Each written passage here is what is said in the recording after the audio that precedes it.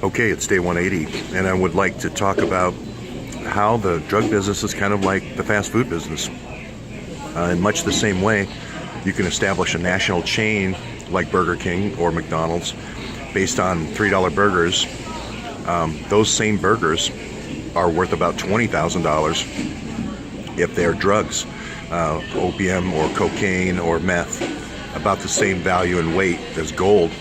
So I asked the question, if you take a system, if you take a franchise like ISI MS-13, as most people know, ISI, Pakistani intelligence, brought MS-13 here to the United States, mainly from El Salvador refugees, and they brought them into Los Angeles area originally.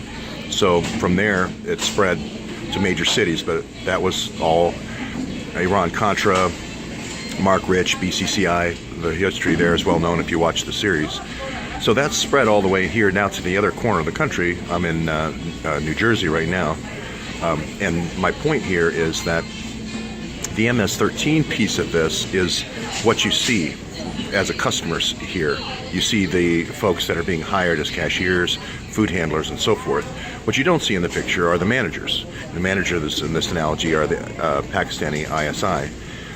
This goes back to Amjad Awan in 1984, at least, maybe even earlier. So we have a long, almost 35-year history of this.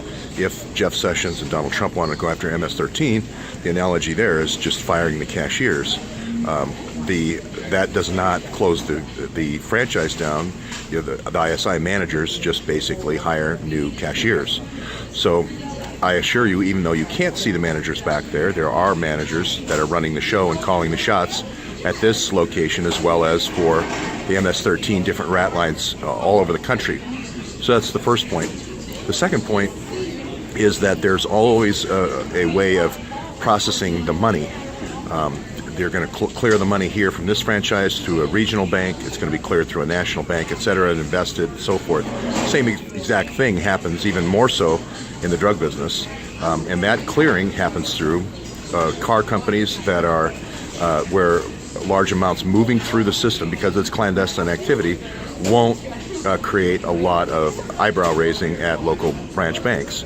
If Burger King makes a big deposit, that's not a problem. They're a legal business. But if individual ISI rep in, let's say, New Jersey makes a $50,000 deposit, if it's not a car company, it looks funny. So that's why the dependence on car companies. You're going to find a lot of sub companies off those car companies, like transportation companies, limo companies, cab companies, and so forth.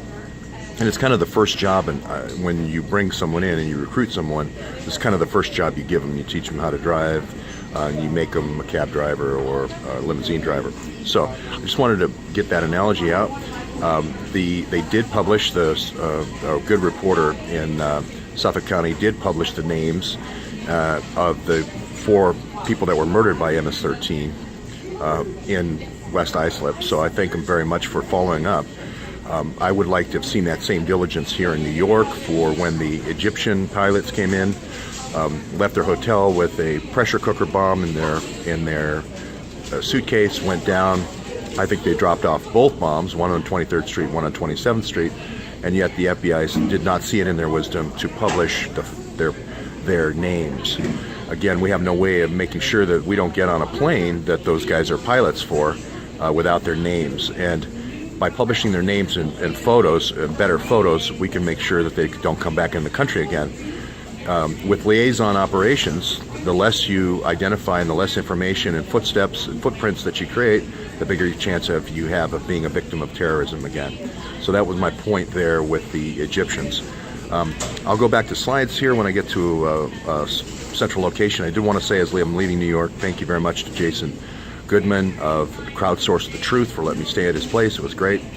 He's friends with Lee Stranahan, so I wanted to say thanks to Lee again for his hospitality in Washington, D.C. And we'll keep reporting as the information comes in.